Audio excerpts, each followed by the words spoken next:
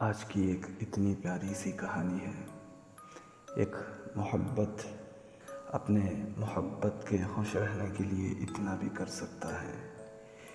ये कहानी सुनने के लिए कान तरसेंगे, महसूस करने के लिए दिल बहलेगा और सुनाने के लिए मेरी ज़ुबान भी एहसासमंद होगी। एक सच्ची मोहब्बत किसी एक को चुभती है तो दूसरे को खुश रखने की ख्वाहिशमंद इजहार करती है। दुनिया में नहीं ना सही जन्नत में मिलने की ख्वाहिश रखती है। सच्ची मोहब्बत ऐसी है, दुनिया में ना सही मुझे जन्नत में मिलने की तलब रखती है।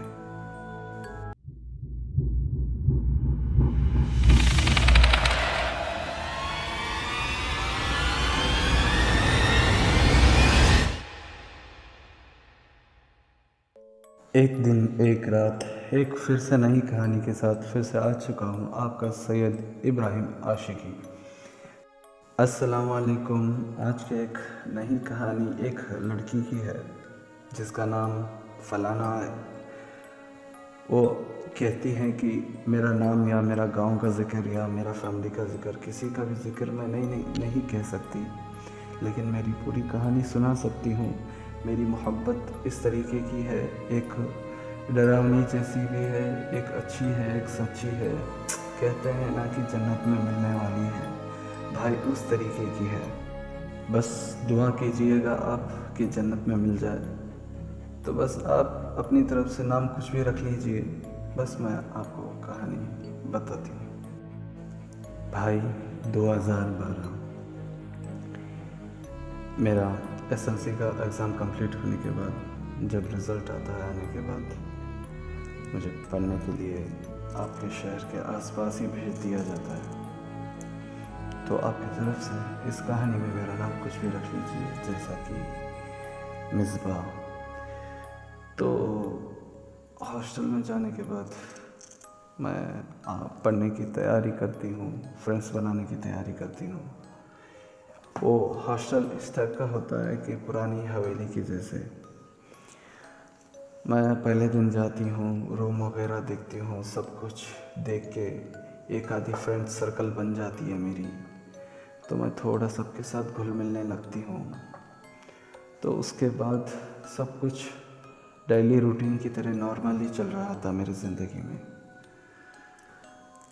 सुबह उठना, फ्रेश होना, कॉलेज जाना और आना, शाम को पढ़ना, थोड़ा ड्रेस लेना, थोड़ा मस्ती करना, फ्रेंड्स के साथ हंसी मजाक करना, सो जाना, फिर सुबह से वही उठना, पढ़ना, सब कुछ। लेकिन भाई मेरी ज़िंदगी का तब्दील पहले ही हो चुका था, लेकिन मुझे एहसास अब होने लगा था। जब मैं ये हॉस्टल में आने के बाद पूरे 1 महीने गुजर जाते हैं, मैं महसूस करने लगती हूँ कि जब भी मैं दरवाज़ा बंद करके रात में सोया करती हूँ, मुझे लगता है कि मुझे कोई देख रहा है। मुझे एहसास होता है कि मुझे कोई छू रहा है। मुझे ये गुमान रहता है कि मेरे पास कोई बैठा है। जब भी आँख खोल के देखने की कोशिश करता हूँ, कोई दिखता नहीं मुझे। मेरी रूममेट एक काव्या नाम की थी। मैं उसको उठा कर कहती हूँ कि काव्या, कोई है क्या? किसी का आना हुआ या तुम मेरे पास आके बैठी थी या कुछ देख रही थी, कुछ कर रही थी क्या? वो कहती है, मिसबा मैं कुछ नहीं कर रही थी, मैं तो सो के थी। क्या हुआ? मैं कहती हूँ कि मुझे एहसास हो रहा है कि कुछ हो रहा है, कुछ ऐसा हो रहा है कि मैं पहले से जानती हूँ।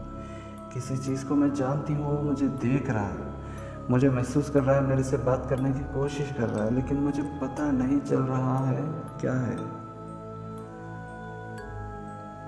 प्लीज़ मेरी मदद करो। मेरी फ्रेंड्स बोलती है कि कुछ नहीं, पढ़ाई वढ़ाई का स्ट्रेस लेके तू सो रही है तो कुछ दिमाग पे असर हुआ होगा, सो जा, कोई नहीं, सुबह दिखते हैं। तो मैं गुजर जाता है वो रात कैसे भी ऐसे वैसे करके। उसके बाद मैं दूसरे दिन सुबह उठती हूँ कि मेरे को यह एहसास रहता है कि कुछ तो गलत किया है मैं किसी के साथ। लेकिन पता नहीं चल रहा था कि मैं क्या गलत किया हूँ, मैंने क्या गलत किया किसी के साथ।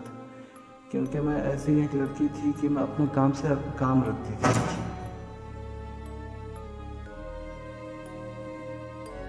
भाई मैं ज़िंदगी में कभी फोर्सफुली किसी के साथ बात भी किया नहीं करती थी, लेकिन जो मुझसे झगड़ा या कुछ और बदतमीज़ी करता था मैं उसको छोड़ती भी नहीं थी। पता नहीं था मुझे किसी का बदतमीज़ी में भी प्यार होता है, इस तरीके का एक इजहार होता है। वो क्यों, आपको आगे पता चलेगा। उसके बाद मैं फिर से जाती हूँ कॉलेज। जाकर आने के बाद फिर से डेली रूटीन की तरह खा पी के थोड़ा मेरे फ्रेंड्स के साथ मस्ती वगैरह करते करते मैं सोने लगती हूँ। जब सोने लगती हूँ भाई एक आवाज़ आती है मुझे, मिसबा, खुश रहो। बस तुम्हें देखने का तमन्ना था, मैं आया हूँ। कैसी हो तुम? मुझे अचानक से भाई डर लगने लगता है। ये सुनी सुनी आवाज़ लग रही थी मुझे। तो उसके बाद मैं उठ के देखती हूँ। देखने के बाद आसपास देखती हूँ, दरवाज़ा खोल के देखती हूँ, फिर भी कुछ दिखाई नहीं देता या कोई होने का एहसास नहीं होता। लेकिन जब भी मैं आंख बंद करने की कोशिश करती हूँ, आंख बंद करके सोने की कोशिश करती हूँ, मैं क्या बताऊँ भाई, ज़िंदगी का एक डरावना सपना सा लगने लग रहा है। मैं देखती हूँ आसपास हर बार की तरह दिखता नहीं कोई, लेकिन आवाज़ आती है थोड़ी मीठी सी सुनहरी सी। कोई मेरे लिए दुआ मांग रहा है या मेरी मोहब्बत का इज़हार कर रहा है। मुझे समझ में नहीं आ रहा है कि ये कौन है। ऐसे ही कई हफ्ते या कई महीने गुजर गए समझो। उसके बाद एक दिन मेरी फ्रेंड की तबीयत बिगड़ गई अचानक से। तो उसको लेने के लिए उसके मॉम डैड आए और उसको बात करके, हॉस्टल से बात करके उसको लेकर चले गए। वैसे तो मेरी रूममेट थी वो, लेकिन मेरे लिए आने के बाद सब कुछ बन गई थी। मम्मी पापा कह लो, समझ लो कि एक बहन जैसी बन गई थी मेरे लिए। हर कुछ उसके साथ शेयर करती थी मैं। लेकिन वो चली गई कि कुछ दिनों के बाद रेस्ट करने के बाद मैं आ जाऊंगी, तबीयत ठीक हो जाएगी तो ख्याल रखना अपना बोल के। तो भाई जब वो चली गई तो मेरे को अफसोस इतना नहीं हुआ वो जाने के बाद। बस चल, तबीयत ठीक हो, वो आ जाए तो अच्छी बात है बोल के खामोश हो गई मैं। वो जाने के बाद वैसे ही सूना सूना लग रहा था कमरा मेरा। लेकिन मैं थोड़ा बहुत अपने आप से कह के संभाल लिया ख़ुद को कि चलो, वैसे भी मरने के बाद भी अकेले ही जाना है हम लोगों को, तो ऐसा क्या ही है। तो ऐसा वैसा कुछ कह के समझा लिया ख़ुद को कि चलो जाने देते हैं। तो मैं हर बार की तरह, हर दिन की तरह खा पी के थोड़ी देर फ़ोन में उंगलियां करते करते सोने की कोशिश करती हूँ। उस वक्त मेरे को एक आहट सुनाई देती है कि मिसबा, मैं आपके बहुत करीब हूँ, आपको छोड़कर जाने का मन नहीं है, क्या करूँ। आप खुश रहो, आप हमेशा खुश रहें, मेरी यही तमन्ना है। लेकिन क्या कहते हैं, आपको देखने की आदत सी हो गई है, मैं बहुत जल्द चला जाऊंगा। मैं कहने लगी, कौन हो आप, कहाँ से बात कर रहे हैं, आप दिखाई क्यों नहीं दे रहे। तो उसके बाद मुझे वो आवाज़ आनी बंद हो गई। फिर से मैं सो गई। बहुत दिमाग ख़राब हो रहा था ऐसे ही सोचते सोचते। दूसरे दिन तो कॉलेज पे गई नहीं मैं, तबीयत बिगड़ने की वजह से, और रूम पे ही रहने लगी, अकेले अकेली रहने लगी, किसी से बात करने का मन ही नहीं कर रहा था। उसके बाद एक दिन फिर से ऐसे ही मैं खा पी के सोने लगी। सोते वक्त बस मुझे एक इंसान का याद आया। वो इंसान को याद करते करते मैं सोने की कोशिश की, जब भाई मेरे आंखों में आंसू आ गए। और उसके बाद जब आधी रात में मेरी नींद खुलती है तो वही शख्स मेरे सामने खड़ा हुआ जैसा महसूस होने लगा कि आप दिल की बहुत अच्छी हैं, कहने लगा उनसे।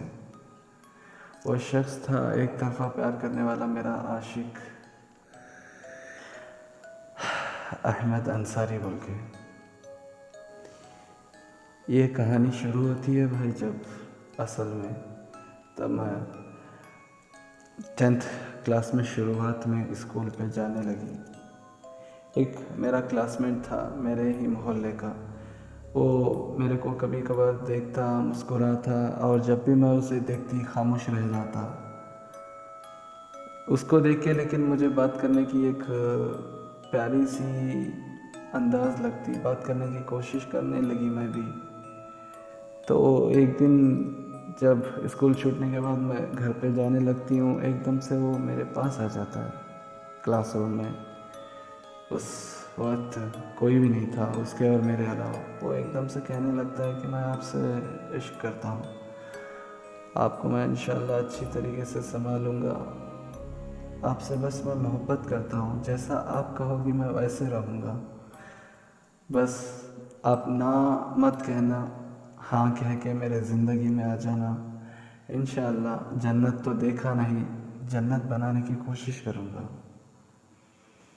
बस ना कहो, मैं आपको दिल से चाहता हूँ, इतने दिल से, इतने जज्बात से कि आपके अलावा मुझे कुछ सोचा ही नहीं जाता, ना खाना जाता है, ना पीना जाता है, ना ही कहीं मन लगता है, ना पढ़ने पे, ना खुद पे कंसंट्रेट होता है। आप ही हो, आप हर जगह हो, आप सुनहरी या दिलेरी दिलदारनी हो आप।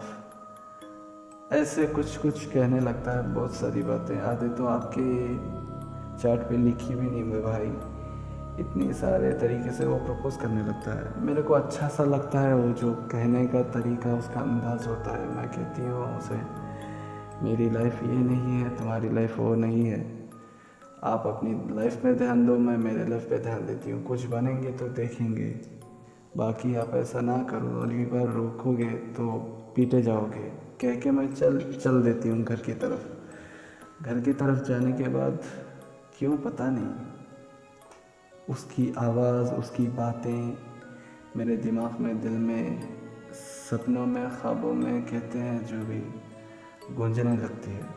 मैं उसको याद करने लगती हूँ, मन ही मन शायद प्यार होने लगा था मुझे।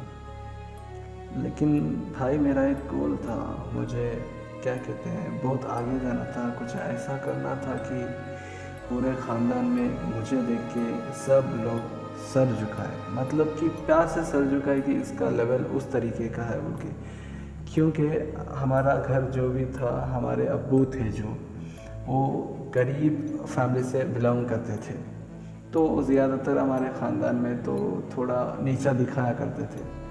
हम सिर्फ 2 बहन हैं और मम्मी पापा रहते हैं। तो मुझे जब भी कोई भी अपने अब्बू को बदतमीज़ी से या समझो कह लो कि गिरा के नज़र में बात करने की कोशिश करता, तो मुझे बहुत गिल्टी फील होता था। तो इसकी वजह से मैं बस कुछ भी कर लूँ, बड़े होके इतना कमाऊँ कि पूरा ख़ानदान देख के सर झुकाने लगे कह के। तो भाई उसके बाद मैं कंसंट्रेट करने नहीं लगी, दिल नहीं लगने लगा, लेकिन वो जितना पहले देखता था उससे थोड़ा कम देखने लगा। लेकिन वो अंदर ही अंदर मुझे ऐसा लगता कि वो मुझे देख के रो रहा है या कुछ महसूस कर रहा है। तो फिर से वो कुछ दिनों के बाद स्कूल से बाहर जाते वक्त फिर से रुका लिया, रोक के कहने लगा, आप अपनी लाइफ पे ध्यान दो, मैं भी ध्यान दूंगा, लेकिन एक बार कह दो कि कुछ बनने के बाद तो भी आप मेरी पूरी हो जाओगी, तो मुझे थोड़ा पढ़ने में दिल लगेगा या कंसंट्रेट होगा या मैं खुद पे कंट्रोल कर सकता हूँ। आप जब से मुझसे इनकार कर चुकी हो तब से मुझे ना दिल लग रहा है ना मन लग रहा है। मेरा मोहब्बत ऐसा नहीं है कि आपको मैं छोड़ के चला जाऊँ, मेरी मोहब्बत ऐसी नहीं है कि आपको आपके साथ टाइम पास करके या दूसरी के साथ चले जाऊँ। मैं आपसे दिल से चाहता हूँ, आपको मेरी दिल की शहज़ादी बना के रखना चाहता हूँ। प्लीज़ आप ऐसा ना कीजिए कि मैं आपके बिना ज़िंदगी गुजारने में गुनाह समझूं। तो इतना कहने के बाद भाई मेरे को अजीब सा लगा कि मैं क्यों, क्या कर रही हूँ, क्या हो रहा है बोल के। तो मैं उसको कहती हूँ कि मैं सोच के बताती हूँ। सोच के बताती हूँ कहने के बाद वो खुश हो जाता है। ठीक है, आप जब भी जितने दिन भी लेना है ले लो, आप सोच के बताओ। भाई मैं जब घर पे जाती हूँ अक्सर पढ़ने की कोशिश करता हूँ, कॉलेज स्कूल में पढ़ने की कोशिश करता हूँ, जब दिल ही नहीं लग रहा था मुझे, क्या बताऊँ उसे लाइफ पे ध्यान दूँ या उसे हाँ कह के, या क्या करूँ समझ में नहीं आ रहा था। इरिटेट सी रहने लग रही थी, खामोश से रहने लग रही थी, पता नहीं चल रहा था मैं क्या कर रही हूँ क्या नहीं है। भाई बहुत कुछ बदल रहा था दिल में, बदन में, क्या कहते हैं, माइंड में। तो मैं उसके बाद एक इरादा कर लेती हूँ कि नहीं, मुझे अभी फ़िलहाल एक टाइमिंग देके थोड़े दिन तक बंद कर देनी है और उसकी भी पढ़ाई हो जाने दो, मेरी भी पढ़ाई हो जाने दो, कुछ करते हैं देखते हैं बोल के। तो क्या हुआ, वो शायद मुझसे मिलने के लिए आया था या मुझको देखने के लिए आया था। मेरे घर के बाहर आके ठहरने लगा वो। उसको अब्बू देख लिए। अब्बू देखने के बाद मुझे पूछे कि ये कौन है लड़का यहाँ जो कुछ दिनों से रुक रहा है या कुछ दिनों से आके ठहर के घर की तरफ देख रहा है। अच्छा, मैं कहने लगी मुझे नहीं पता पापा कि वो स्कूल का तो लड़का है, लेकिन मुझे नहीं पता क्यों ठहर रहा है इधर, क्योंकि मुझे नहीं पता था कि वो रोज़ मेरे घर के पास आके ठहर रहा है। तो मुझे गुस्सा आ जाता है अचानक से। मैं उसको कहती हूँ कि स्कूल में मिलने के बाद कि तुम घर के पास क्यों आके खड़े हो रहे हो। वो कहने लगता है कि नहीं, मैं ऐसे ही बस आके 2 पल के लिए आपसे देख लूँ, इसलिए कर बोल के। मैं कहती हूँ ये गलत कर रहे हो तुम, ऐसे ना करो। घर पे पता चलेगा कुछ परेशानी होगी तो देखो, पढ़ना तो दूर, आगे बढ़ना तो दूर, सब कुछ ख़त्म हो जाएगा। नहीं सॉरी, मैं दोबारा नहीं आऊँगा बोल के वो बात को इनकार कर दिया। मैं उसको कुछ जॉब नहीं दी। लेकिन दूसरे दिन क्या हुआ, स्कूल के बाहर कुछ लोग मस्ती मजाक कर रहे थे, बॉयज़ गर्ल्स। तो किसी को कैसे कुछ पता चला मुझे नहीं पता, लेकिन एक मेरी फ्रेंड कहने लगती है मुझको रुका के कि हाँ, तो अहमद का जवाब कब देने वाली हो, क्या मोहब्बत भी है कि उसको सिर्फ घुमा कर छोड़ने वाली हो। तो मुझे बहुत गुस्सा आ जाता है। तो मैं अहमद को ढूंढने लगती हूँ कि वो नहीं दिख रहा होता मुझे। फिर दूसरे दिन जब स्कूल पे आते हैं वो दिख रहा होता है। पूरे क्लास के सामने मैं उसको ठहराती हूँ, क्या तुम ये स्कूल में कहते हुए फिर रहे हो, क्या मैं तुमसे प्यार कर रही हूँ। मैंने कब कहा है कि तुमसे प्यार कर रही हूँ, तुम ये सब क्यों कह रहे हो सबके सामने कि ऐसा वैसा। तो वो कहने लगता है कि अरे मैंने कुछ नहीं बताया आपको, ये मेरे आपके दरमियानी बात थी, मैं किसी से कुछ जाहिर नहीं किया। तो माफ़ी पूछने लगता है, गिड़गिड़ाने लगता है, रोने लगता है। मैं उससे बोलती हूँ कि आज के बाद ज़िंदगी में फिर से दोबारा शक्ल मत दिखाना। लेकिन वो कहता है कि माफ़ करो, मैंने कुछ नहीं किया, मैं कुछ नहीं बताया, किसी से कुछ जाहिर नहीं किया, शायद आपने ही किसी के साथ कुछ बता दिया हो। तो मैं हैरान होने लगती हूँ कि ये क्या बोल रहा है, इसने नहीं कहा था किसने कहा। तो मैं खामोश हो जाती हूँ। उसके बाद ऐसे ही डेली स्कूल से घर, घर से स्कूल, ऐसे ही चल रहा था हम लोगों का। उसके बाद एक दिन अचानक सा एक लड़का मुझे फ्लर्टिंग करने लगता है स्कूल के बाहर कि कैसी हो, ऐसी हो, दिलदार हो, ऐसे ही कुछ कुछ फलाना ढिमकाना हो, ये चीज़ बोल के। तो मैं उसको सीधे सीधे इनकार कर देती हूँ कि ये सब नहीं चलेगा। तो उसके बाद वो मेरे साथ बदतमीज़ी करने लगता है, क्या तुम अपने आप को इतनी खूबसूरत समझती हो, क्या तुम अपने आप को ऐसी वैसी समझती हो, तुम हो तो एक लड़की ही, घमंडी, जैसे नॉर्मल होते हैं वैसे ही हो तुम भी।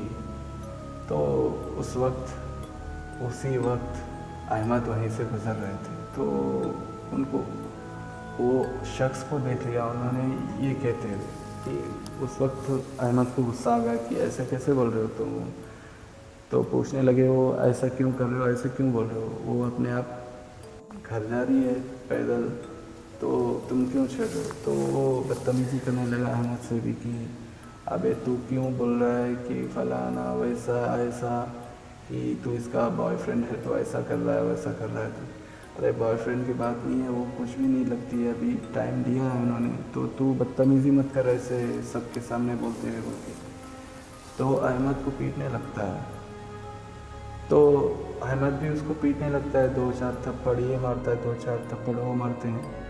मारने के बाद वो मेरे साथ बदतमीज़ी कर रहा था, उसके कई दोस्त आ जाते हैं। दोस्त आके अहमद को पीटने लगते हैं, कम से कम वो 3-4 लोग थे, तो पीटने लगते हैं। पीटने लगने के बाद अहमद बहुत पीटता है, पीटने के बाद आंखों में आंसू लेके साइड में खड़ा हो जाता है। तो जब वो 4 लोग फिर से मेरे साथ बदतमीज़ी करके चल चल निकल बोल के कुछ कहते हैं, जब मैं जाने लगती हूँ, लेकिन मुझे गुस्सा आ जाता है कि अहमद पीट गए हो। तो मैं अहमद को बहुत सुना देती हूँ उस वक्त, कि गुस्सा आ जाता है मुझे कि भाई अहमद की जगह कोई और भी होता तो शायद मेरे ख्याल से पिटता ही हो, क्योंकि एक शख्स के साथ 4 लोग लड़ाई करेंगे तो कौन जीतेगा बताओ। लेकिन उस दिन मुझे एहसास नहीं था ये चीज़, तो मैं अहमद को कहने लगती हूँ कि तुम खुद को नहीं बचा पा रहे हो, शादी के बाद मुझे क्या बचाओगे, ज़िंदगी में अपनी शक्ल मत दिखाना बोल के बोल देती हूँ मैं।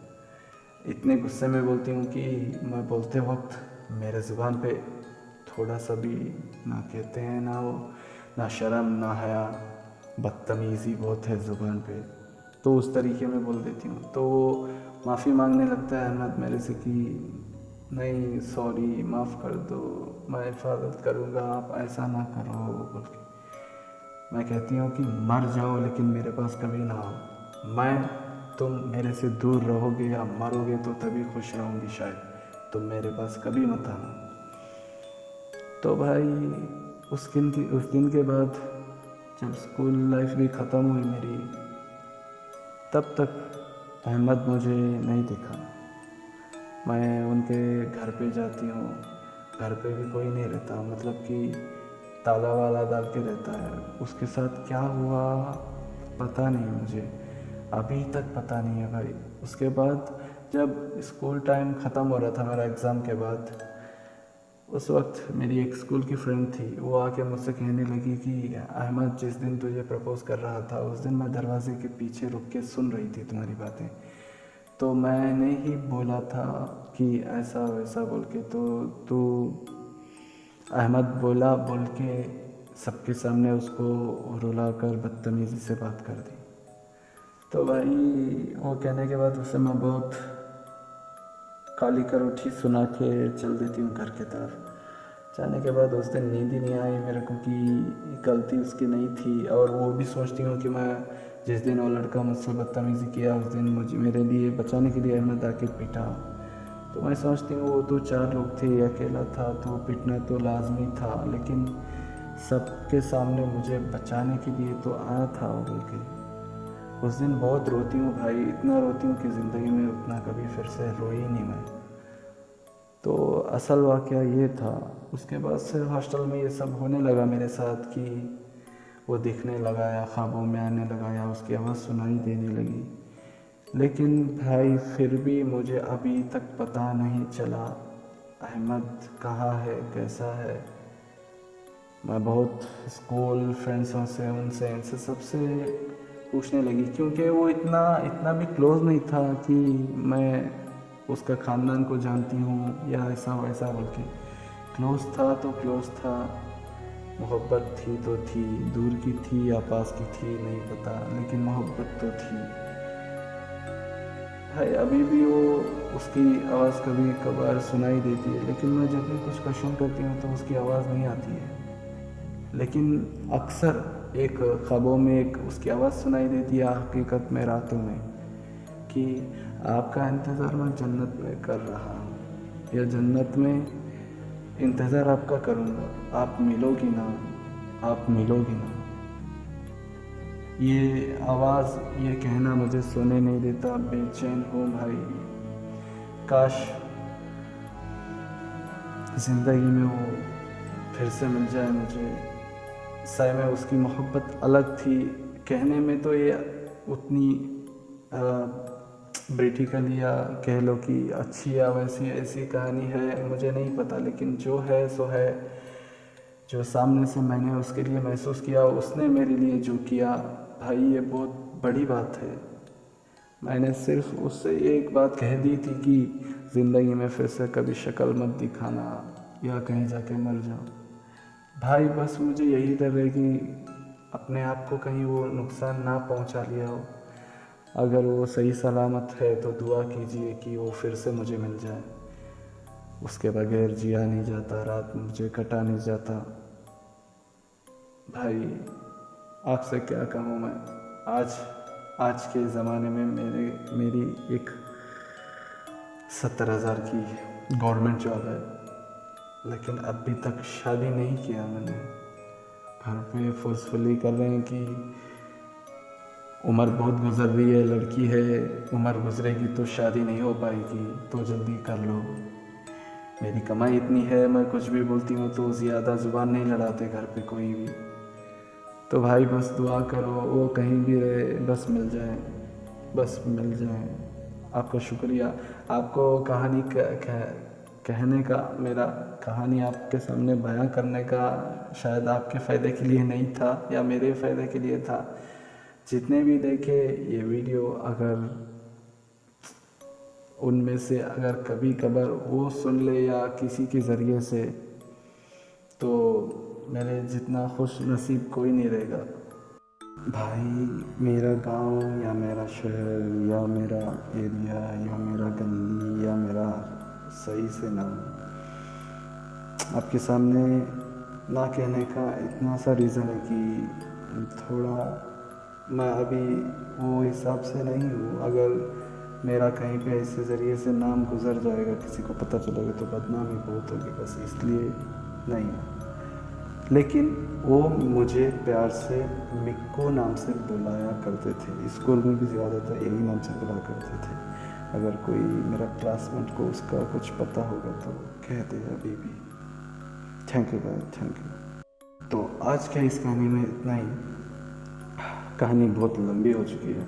अगर आप लोगों के पास ऐसे ही किसी की तरीके के वाक़यात या कहानी है तो मुझे आप मेरे दिए गए हुए व्हाट्सएप नंबर पे लिख के या ऑडियो मैसेज करके कह सकते हैं। अगली कहानी मेरे वीडियो में आपकी हो सकती है। तो आज के लिए बस इतना ही। चलो बाय बाय।